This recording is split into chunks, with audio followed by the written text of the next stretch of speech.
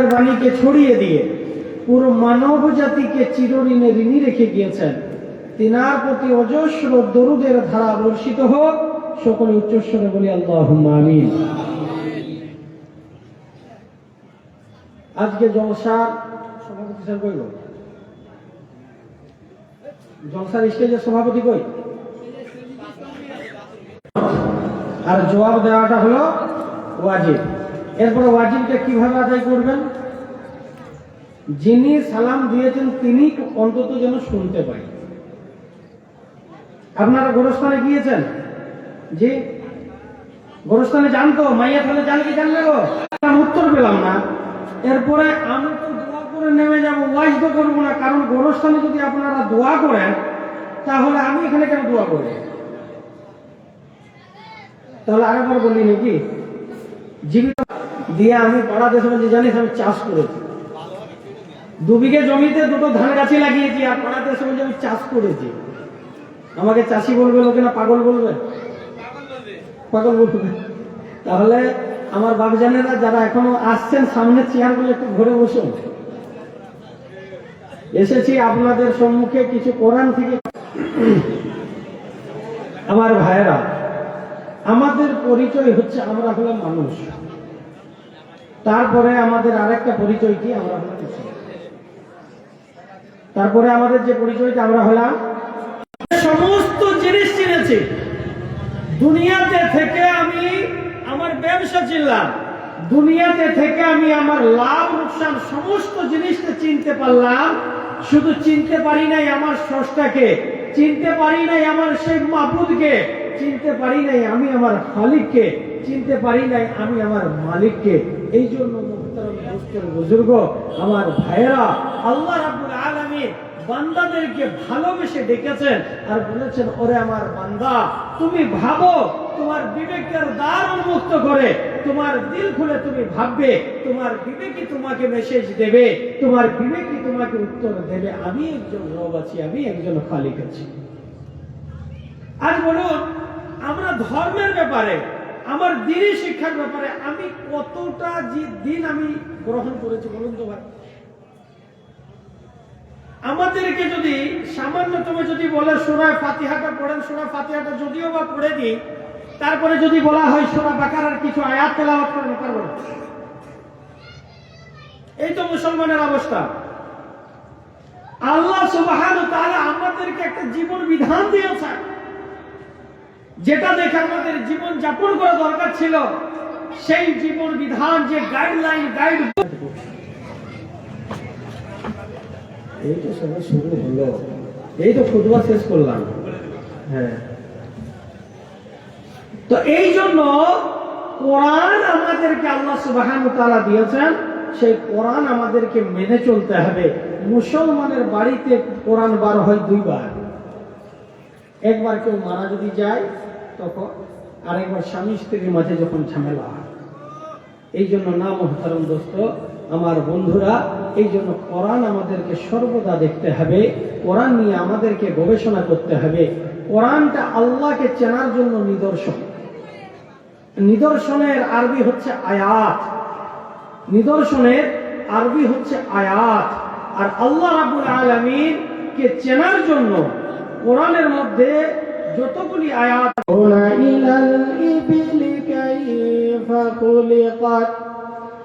আল্লাহ রাব্বুল আলামিন ডাক দিয়ে বলেন, তারা কি তাকায় না, তারা কি দেখে না ওই উটের দিকে? আপনারা এখন এতগুলা মানুষ আমার সম্মুখে বসে আছেন, এখন বলুন, উট চেনেন না এমন কোন মানুষ আছে এখানে?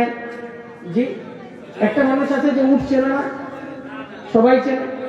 তবুও আল্লাহ কেন উপমা উদাহরণ উটের দিল?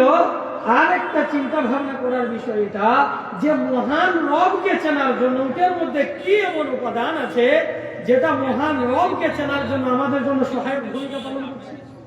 জি, প্রশ্ন জাগবে কি জাগবে না বলুন? কথা বলে না, এটা বলে দিই কথাগুলা। উটের মধ্যে সর্বপ্রথম যে উপাদানের কথা বলা হয়েছে সেটা হলো আমি, আপনি, আমরা কোনো কাঁটা জাতীয় ফল খেতে পারি বলুন? কথা বলে না। যদিও খাই কাঁটা বেছে খাই, মাছটা যদিও খাই কাঁটা বেছে খাই। এর বিপরীতে উট যতই বিষাক্ত ফল হোক না কেন এইভাবে কামড় দিবে, নিমেষেই সেটা পানি হয়ে যায়। যদি আমার কথা বুঝে থাকেন তাহলে বলেন এই কুদরত কার? একটু জোরে বলুন আল্লাহ। দ্বিতীয় প্রধানের কথা, উট ধরুন এখন তো না হয় ঠান্ডা পড়ে গিয়েছে, ইতিপূর্বে গরম কেমন ছিল ভাই? গরম থেকে বাঁচার জন্য মানুষ যত রকমের জিনিস সংগ্রহ করা দরকার করেছে। যে মাটির বাড়িতেও মানুষ গরম থেকে বাঁচার জন্য সমস্ত জিনিসটা সংগ্রহ করে নিয়েছে করেছে। আর এখন তো তবু শীতের সময়, এর বিপরীতে উট যেখানে বসবাস করে সেটা কোনো ছায়া না। আমরা তবু তো আল্লাহ প্রদত্ত মাটির ভূমিতে বাস করি।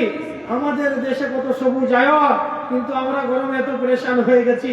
আর এর বিপরীতে উট যেখানে বসবাস করে ধুধু বালিতময়, যেখানে কোনো ছায়া থাকে না, এই রকম জায়গাতে উট বসবাস করে। শুধু বসবাসই করে না, মাইলের পর মাইল সফর করে চলে যায়।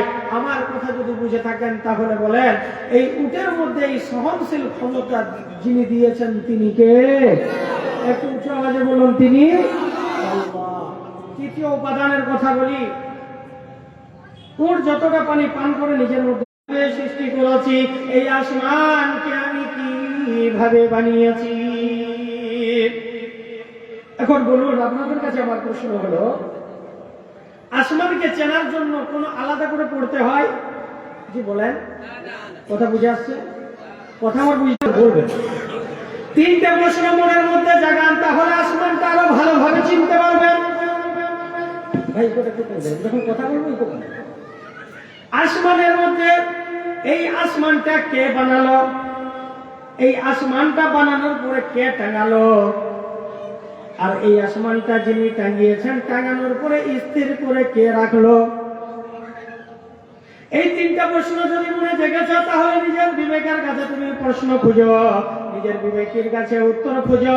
নিজের বিবেকই বলবে আল্লাহ রাব্বুল আলামিন বলেন, ওরে গোলাম, এইরকম আসমান শুধু এই আসমানটা নয়, এই আসমান যেটা তোমরা দেখতে পাও, এই আসমান তো এটা আসমানের একটা প্রথম স্তর। এইরকম 7খানা আসমান আমি আল্লাহ বানিয়েছি। আল্লাহ রাব্বুল আলামিন বলেন, ফারজি'ল বাসারা হাল তারা মিন ফুতুর। আল্লাহ বলেন, আমি যে 7খানা আসমান বানিয়েছি, ওরে গোলাম, সেই আসমানের দিকে তোমরা নজর দৌড়াও, সেই আসমানের দিকে তোমরা তাকিয়ে দেখো, একটা ভুল তোমরা বার করে দাও, একটা ভুল আমার কাছে তোমরা বলে দাও, আল্লাহ এই জিনিসটা ভুল আছে। আল্লাহ বলেন, আমি মেনে নেব।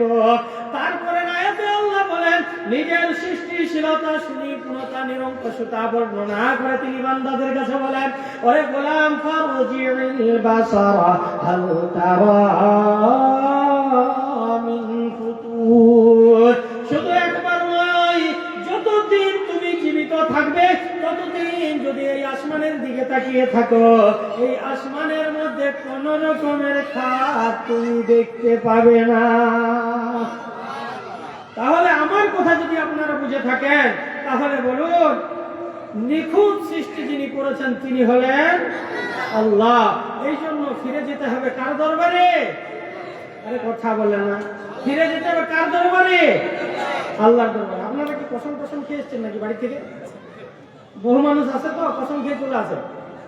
এরপরে বহু মানুষ আছে যে বহু মানা করেছে নাকি, যে মৌলানা সাহেবরা আসবে, ওয়াজ করবে, কোনো কথা বলবে না, চুপটি করে শুনে পালিয়ে আসবে। এইরকমও আছে। এরকম কোন লোক আছে নাকি? এরকম বউকে ভয় পান না এখানে লোক না, হয় না? একজন রাজা, বুঝলেন, একজন রাজা তার প্রজাদের কাছে বলছে যে যারা বউয়ের কথাই চলো তারা একদিকে যাও, যারা বউকে ভয় পায় তারা একদিকে যাও, আর যারা বউকে ভয় পায় না তারা আরেকদিকে যাও। সবাই একদিকে চলে গিয়েছে, একজন যাই না। রাজা মনে মনে খুব খুশি, একজন বীর পুরুষ তো আছে, আমি যতই বড় পাবো আপন আপন বিবির কাছে সবাই পাবো। তখন রাজা মনে মনে খুশি হচ্ছে খুব, যে যাই হোক একটা তো বীর পুরুষ আমার রাজ্যে দেখা গিয়েছে। এরপরে রাজা প্রশ্ন করছে যে ভাই সবাই ওই দিকে গেল, তুমি কেন গেলে না? তখন সেই রাজা কাছে প্রজা উত্তরে বলছে যে আমার বউ বলেছে সবাই যেদিকে যাবে তুই সেদিকে যাবি না। কথা বুঝতে পারেন নাই? তো আপনারা কি সেই রকম বলার লোক নাকি? তাহলে কথা বলবেন তো? কথা বলবেন তো? জান্নাতের বাগান যখন নবী বলেছেন এটা, তো জান্নাতি মানুষের কালমা কটা হয় ভাই? সুবহানাল্লাহ, আলহামদুলিল্লাহ, লা ইলাহা ইল্লাল্লাহ, আল্লাহু আকবার, 4টি কালমা। তাহলে আমরা যা আল্লাহ রাসূল বলেছেন এটা জান্নাতের বাগান, এর মধ্যে যারা এসেছে তাহলে আমরা হলাম জান্নাতি। কথা বুঝে আসছে? তাহলে জান্নাতি মানুষদের মনের মধ্যে, জবানের মধ্যে জিকির কি থাকবে? সুবহানাল্লাহ, আলহামদুলিল্লাহ বলতে রাজি আছেন? আল্লাহ রাব্বুল আলামিন বলেন, ওরে গোলাম, আমাকে যদি তোমরা চিনতে চাও, যদি আমার পরিচয় তোমরা খোঁজো, তাহলে এই আসমানের দিকে তাকিয়ে দেখো।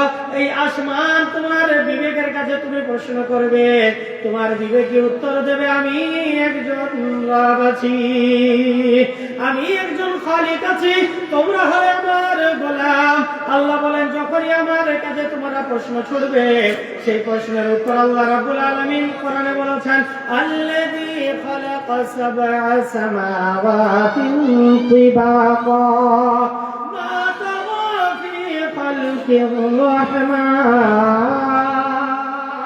আল্লাহ বলেন, ওরে গোলাম, শুধু একটা নয়, দুইটা নয়, 7খানা আসমান আমি বানিয়ে তোমাদের কাছে উপস্থাপন করলাম। এই আসমানের মধ্যে একটা ত্রুটি তোমরা বার করে দাও, এই আসমানের মধ্য থেকে একটা খাদ তোমরা বার করে দাও। এই আসমান নিখুঁত ভাবে আমি সৃষ্টি করে তোমাদের কাছে আমি উপমা উদাহরণ স্বরূপ পেশ করলাম, যাতে করে আমার পরিচয় খুঁজতে তোমাদের জন্য সহজ হয়ে যায়। আমার ভাইরা, আল্লাহ রাব্বুল আলামিন বান্দাদেরকে এতটাই ভালোবাসেন, বান্দাদেরকে এতটাই ভালোবেসেছেন, বান্দারা সারা জীবনে গুনাহ করবে, আল্লাহর কাছে তওবা করবে। আল্লাহ বলেন, আমি সেই বান্দার গুনাহগুলোকে মাফ করে দিয়ে আমি সেই বান্দাটাকে জান্নাতি বানিয়ে দিই। বলবেন বলে না, দলিল কোথায়? আল্লাহ রাব্বুল আলামিন কোরআনের মধ্যে বলেছেন, কুল ইয়া ইবাদিয়াল্লাযীনা আসরাফু আলা আনফুসিহিম লা তাকনাতু মির রাহমাতিল্লাহ। ও নবী বলে দাও, বান্দার মোর তরফ হতে অন্যায় যদি করে থাকে কিছু জীবনে চলার পথে, নিরাশ হয় না, রহমতে মোর আমি যে রহমান, ক্ষমা করে দেব আমি তবে অর্জিত পেরেশান। আল্লাহ বলেন, কুল ইয়া ইবাদিয়াল্লাযীনা আসরাফু। আল্লাহ বলেন, ও আমার হাবিব, দুনিয়ার মানুষের কাছে আপনি আলাল এলান বলুন, দুনিয়ার মানুষের কাছে বলে দেন, যারা প্রকৃতপক্ষে আমার বান্দা আছে। এরপরে বান্দাদের কিছু পরিচয় বলে দিই। এরপর আমরা সারা জীবন ধরে মদের আড্ডাতে বসে রইলাম, হালাল হারাম মনে করলাম না কিছু, সারা জীবন হারাম খুঁজে চালালাম, জায়েজ না জায়েজ কিছু দেখলাম না। আর আমি নিজেকে আল্লাহর বান্দা বলে দাবি করব, সেটা কি আল্লাহ মেনে নেবে? বান্দার পরিচয়, প্রথম পরিচয় বলি। আল্লাহ বলেন, ওয়াইবাদুর রাহমানিল্লাযীনা ইয়ামশুনা আলাল আরদি হাওনা ওয়া ইযা খাতাবাহুমুল জাহিলুনা ক্বালু সালামা। আল্লাহ রাব্বুল আলামিন বলেন, আমার বান্দা হলো তারা, মূর্খ যখন সামনে চলে যাবে তর্কে তারা জড়াবে না, তারা সালাম দিয়ে সেই জায়গা থেকে চলে যাবে। আল্লাযীনা ইয়াবিতুনা লিরাব্বিহিম সুজদান ওয়া কিয়ামা আল্লাযীনা ইয়াকুলুনা রাব্বানা সরিফ আন্না আযাবা জাহান্নাম ইন্না আযাবাহা কানা গরামা। আল্লাহ বলেন, বান্দার প্রথম সিফত হলো, বান্দার প্রথম গুণ হলো মূর্খের সঙ্গে তারা কোনোদিন তর্ক করবে না। দ্বিতীয় সিফত আল্লাহ বলেন, রাত্রিটা যখন নিস্তব্ধ হবে, দুনিয়ার মানুষ যখন ঘুমে যাবে, তোমার বিবি যখন ঘুমে চলে গিয়েছে, বাচ্চা যখন ঘুমে যাবে, স্ত্রী যখন ঘুমে গিয়েছে, গোটা দুনিয়ার মানুষ যখন ঘুমে চলে গিয়েছে, সেই সময় সেই বান্দা উঠে আল্লাহর কাছে বলেছে, আল্লাহ তুমি ছাড়া আমার কোনো মাবুদ নাই, দুনিয়াতে আমি তো তোমার একজন পাপী বান্দা, তোমার কাছে দুটি হাত তুললাম মাবুদ, তুমি আমার গুনাহগুলোকে মাফ করে দাও। আল্লাহ বলেন সঙ্গে সঙ্গে তার গুনাহগুলোকে মাফ করে দিই। এরপরে দুটো পরিচয় পেলাম। আমরা বলেন কোনদিন রাত্রিকালে আল্লাহর দরবার উঠে কেঁদেছি? কোনদিন কেঁদেছি যে আল্লাহ কোন রকমের মসজিদে চলে এলাম, আমার বিবি এখনো আসতে পারল, আমার বিবি এখনো নামাজ ধরতে পারলো না, আমার বাচ্চা এখনো মসজিদে আসতে পারলো না, আল্লাহ আমি তো কোন রকমে চলে এসেছি, আল্লাহ তুমি তো গফুরুর রহিম, তুমি তাদেরকে মাফ করে তুমিও তোমার দরবারে তাদেরকে ডেকে নাও। একবারও কেঁদেছি বা বলেন একবারও কেঁদেছি? তো কোন মুখে নিজেকে বান্দা বলে মনে করি? নিজেকে কোন মুখে বান্দা বলে মনে করি? এরপরে বান্দার যদি পরিচয় খুঁজতে চাও, তাহলে তার মা বাপের কাছে গিয়ে জিজ্ঞাসা করো, মা বাপ যার ব্যাপারে বলবে সেই বান্দার পরিচয় খুঁজে পাবে। বান্দা কেমন হবে?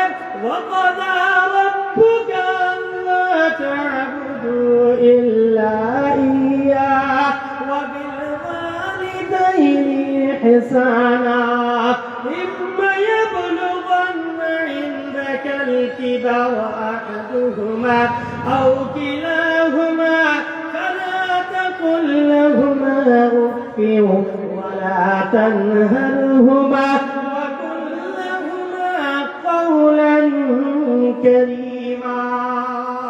আল্লাহ বলেন বান্দার পরিচয় সেই পাবে যে বৃদ্ধ অবস্থায় মা বাবাকে দুনিয়াতে পেল আর তাদের সঙ্গে এমন ব্যবহার দেখালো যে মা বাবা সেই সন্তানের উপরে রাজি হয়ে গেল। আজ আমাদের মা বাপ যদি বুড়ো হয়ে যায়, তখন আমরা বলি যে বুড়ি মরে না, বুড়ো মরে না, বলে কি বলে না? আমার ভাইরা এইভাবে মা বাপ এমন একটা নিয়ামত, মা বাপ এমন একটা জিনিস, তার নজরের দিকে যদি, তার চেহারার দিকে তাকিয়ে যদি একটা মুচকি হাসি দেওয়া যায়, আল্লাহ তোমার নামায় আমলে মকবুল হাজার একটা সওয়াব দিয়ে দেয়। জোরে বলুন আমার নবী, বিশ্ব নবী, নবী মুহাম্মদুর রাসূলুল্লাহ সাল্লাল্লাহু আলাইহি ওয়াসাল্লাম সোনার জীবনে বলেছেন, বুখারী শরীফের বর্ণনা, আন-নাযরু ইলা সালাসাতি আশিয়া আবাদা, দুনিয়ার মধ্যে তিনটি বস্তু এমন আছে যেটার দিকে তাকিয়ে থাকলেও তার ইবাদত হয়ে যায়। এক নম্বরে আমার নবী বিশ্ব নবী বলেছেন, আন-নাযরু ইলাল মুসহাফ, কোরআনের দিকে যদি কেউ তাকিয়ে থাকে, কোরআন যদি কেউ দেখে, সেটা তার ইবাদতের মধ্যে গণ্য হয়। আন-নাযরু ইলাল কাবা, কাবা বাইতুল্লাহর দিকে যদি কেউ তাকিয়ে থাকে, সেটা তার জন্য ইবাদত হয়ে যায়। আন-নাযরু ইলা ওয়াজহিল ওয়ালিদাইন, কেউ যদি মাতা পিতার দিকে তাকিয়ে থাকে, কেউ যদি মা বাপের দিকে তাকিয়ে থাকে, তার জন্য সেটা ইবাদত হয়ে যায়। আজ তো আমাদের সন্তানের অবস্থা তো খুবই খারাপ, বুড়ো মরে না, বুড়ি মরে না। আবার এমনও দেখা গিয়েছে যে মা বাপের কাছে জোর করে জমি জায়গা লিখে নিয়ে মা বাপকে আর দেখে না। আরেকটা হাদিস আপনাদের কাছে শুনিয়ে দিই। আল্লাহর হাবিব সাল্লাল্লাহু আলাইহি ওয়াসাল্লাম বলেন, যদি কোনো সন্তানের উপরে যদি মা বাপ যদি নারাজ হয়ে যায়, আল্লাহ সেই বান্দার উপরে নারাজ হয়ে যায়। যদি কোনো মা বাপ যদি সেই সন্তানের উপরে রাজি থাকে, আল্লাহ সেই বান্দার উপরে রাজি থাকে। একটা মেনেছি বা যদি মানতাম তাহলে মসজিদ থেকে দূরে যেতাম না, যদি মানতাম তাহলে গাল থেকে এই জিনিসটা দূরে সরে যেত না। সমানে সমানে আমরা গিয়ে সেলুনে গিয়ে এটা চেঁচে ফেলে দিতাম না, যেগুলো দেখতে খুব সুন্দর লাগে। তুমি যখন ফোনা তোলো তখনও দেখতে বেশ ভালো লাগে, কিন্তু তুমি যখন চলো তোমার চলনটা ভালো লাগে না, কেমন বেকা হয়েছে। সাপের তো ক্ষমতা খুব, কি বলেন, সাপের ক্ষমতা আছে কিনা? সঙ্গে সঙ্গে ফোনা তুলে যান, ব্যাংকে বলতে লেগেছে, কে তোমাকে দুঃসাহস দিয়েছে আমার ব্যাপারে সমালোচনা করা? এইভাবে যখনই ফোনা তুলেছে, সামনে দাঁড়িয়ে ছিল রাখাল। রাখালের হাতে কি থাকে? আরে কথা বলে না, হেদায়েত নিয়ে বিসমিল্লাহ বলে শুরু করেছে, মেরে সোজা করে শুকিয়ে দিয়েছে। যখন ফোনা তুলেছে ব্যাংক পুকুরে, আর রাখাল এদিকে কাজ ছেড়ে দিয়েছে। আর রাখালের একটা গুণ খুব ভালো, যখন সাপটা মেরে দেয় তখন সোজা করে লম্বা করে শুয়ে দেয়। খানিকক্ষণ যাওয়ার পরে ব্যাংক মনে মনে ভাবলো, অনেকক্ষণ সময় তো পেরিয়ে গেল, দেখি একবার বন্ধুর খবর নিয়ে আসি। এইভাবে উঠেছে, উঠে গিয়ে দেখছে তো বন্ধু তো সোজা হয়ে শুয়ে আছে। সামনে গিয়ে যখন দেখছে, তখন দেখছে মুখ থেকে ফেনা টেনা বার হয়ে গেছে। তখন ব্যাংক বলতে লাগলো, সেই সোজা হলে হলে ফেনাটা বার করে সোজা হলে। কথা বুঝে এসছে বাপ? ঠিক মসজিদে যাব আমরা কখন? যখন পেশাব ধরে রাখতে পারবো না, উজু আমাদের থাকবে না, বয়সটা যখন 75 বছর পেরিয়ে যাবে, সেই সময়টা গিয়ে কোথায় যাবি? লোকে তো সে ছিছি থুথু করছে, বাড়িতে বৌমা সে কেমন খিচখিচ করছে, কোথায় যাবি? বুড়ি মরে গিয়েছে, চল মসজিদে চল। আল্লাহ বলছে, বান্দারে এই নামাজের আমার কোনো দরকার নাই, এইরকম ইবাদতের আমার কোনো দরকার নাই।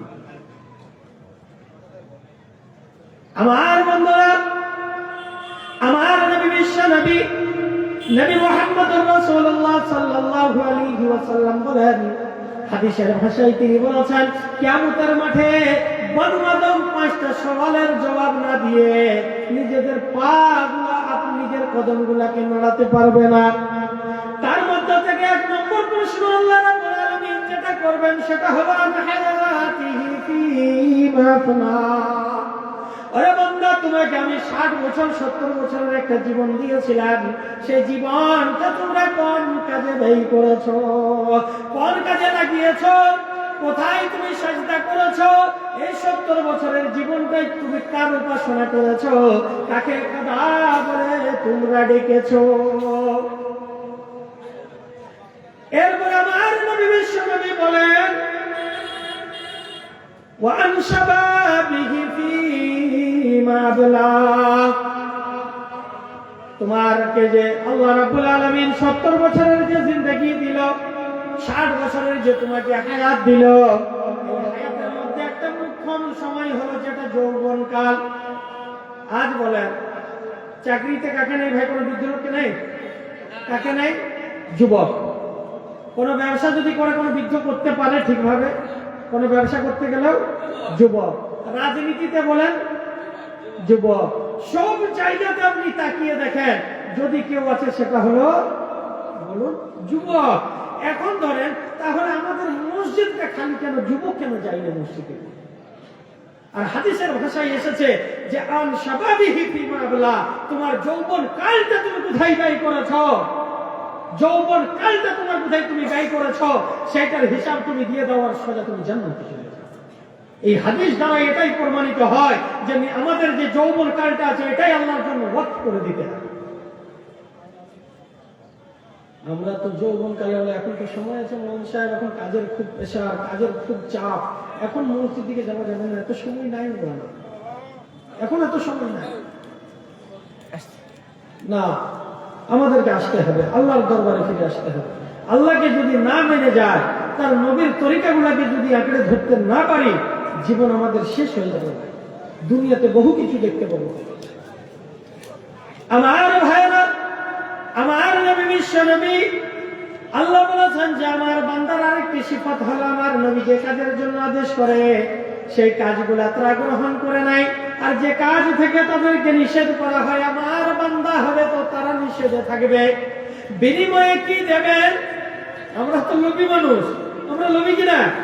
যদি এখন বলা হয় যে অমুক জায়গাতে মুখ্যমন্ত্রী আসবার 500 টাকা করে বিতরণ করা হবে, আনতুম ওয়া আযওয়াজুকুম তুহবারুন, আল্লাহ বলেন একটি পুরস্কারের কথা এখানে বললেন, আরেকটি পুরস্কারের কথা আল্লাহ বলেন, আল্লাহু ওয়ালিয়ুল লাযীনা আমানু ইউখরিজুহুম মিনাল যুলুমাতি ইলান নূর। যখন আমার হাবিবের কথাগুলোকে কিছু কিছু তোমরা স্মরণ করবে, কিছু কিছু যখন তোমাদের মাইন্ডে সেট করবে, আল্লাহ বলেন তখনই আমার পক্ষ থেকে তোমাদের জন্য হেদায়েত নেমে আসবে। সুবহানাল্লাহ।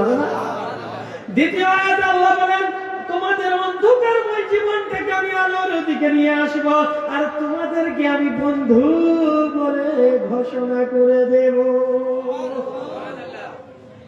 এরপরে আল্লাহ রাব্বুল আলামিন বলেন এটা তো দুনিয়াতে থাকা অবস্থায় তুমি পাবে, যখন তুমি মরে যাবে তারপরে তোমার জন্য কি পুরস্কার। আল্লাহ বলেন উদখুলুল জান্নাতা আনতুম ওয়া আজওয়াজুকুম তুহবারুন। ওরে বান্দা তুমি শুধু তোমার নিঃশ্বাসটা বন্ধ হবে, এরপরে তোমার মওত হবে, আর এইবারে তুমি সোজা জান্নাতে চলে যাবে। এই জন্য আল্লাহ রাব্বুল আলামিন আমাদেরকে নবী দিয়েছেন, আর নবী বলেছেন ওরে আমার উম্মতরে আমার কথা মতো তোমরা জীবন যাপন করো, আমার কথা মতো তোমরা ইবাদত উপাসনা করো, আমার কথা মতো তোমরা যদি জীবন যাপন করতে পারো তোমাদের এই জগতে আল্লাহ সফল কাম করে দেখাবেন। আল্লাহ মাহদুদ যে জিন্দেগি আছে, যে তোমার আখিরাতের যে জীবনটা আছে, সেই জীবনেও আল্লাহ তোমাকে সফল কাম করে দেবে। এরপরে তো মানলে তো বলা তো অনেক হয়, ওয়াজ নসিহত তো শুধু আজ করা হয় না, ওয়াজ নসিহত করতে করতে আমাদের যিনারা আকাবির আলেম উলামা তিনারা কবরে চলে গিয়েছে, তিনাদের কবরের উপরে যে কত কবর হয়ে গেছে আমার জানা নাই, কিন্তু এখনো সেই উম্মতের কোন চেতনা ফিরে আসে না। কি ওয়াজ শোনাবো আপনাদের কাছে? আজ আমরা এমন এমন কথা বলে ফেলি যার কারণে শিরকের গুনাহ করে ফেলি, নিজেদের ঈমানগুলো নষ্ট করে ফেলি, আমাদের নিজেদেরও কোনো হোশ থাকে না। আল্লাহ সমস্ত গুনাহগুলোকে মাফ করে শিরকের গুনাহগুলোকে মাফ করে দেন। শিরকের গুনাহ কোনোদিন মাফ হবে না। আর আমার হাবিব আমাদেরকে এই সমস্ত জিনিসগুলো শিখিয়ে দিয়ে যান না। হাবিব শিখিয়েছেন সর্বদাই সোজা রাস্তা, সোজা পথ আমাদেরকে দেখিয়েছেন, সোজা রাস্তাটা আমাদেরকে দেখিয়েছেন। এই জন্য আমার জীবন, আমার মরণ, আমার জিন্দেগি, সমস্ত সবকিছু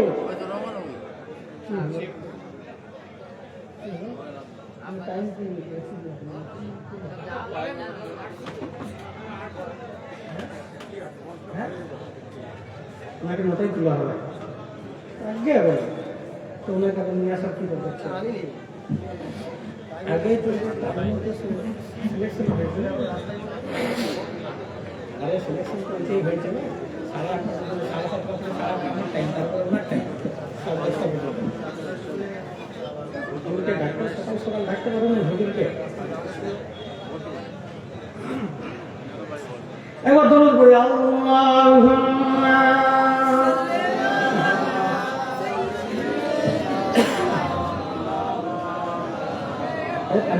বোতল দিয়ে দেবো।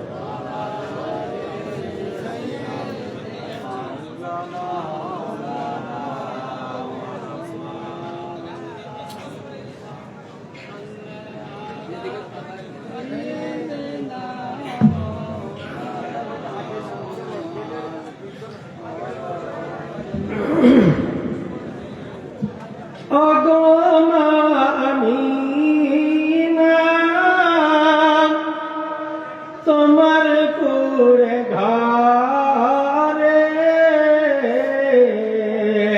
রহমত খোদার পড়ে ঝরে ঝরে,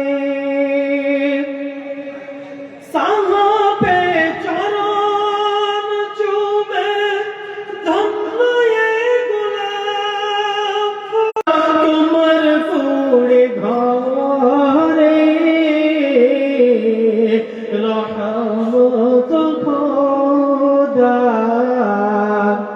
পড়ে ঝরে ঝরে। আল্লাহুম্মা, একটু উচ্চস্বরে বলুন, এতগুলো মানুষ বসে আছেন, একটু মহাব্বতে নবীর ভালোবাসা একটু উচ্চস্বরে বলুন, আল্লাহুম্মা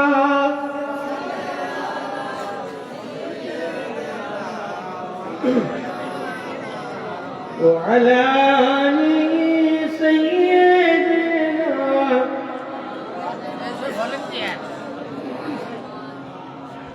হ্যাঁ ভাইরা,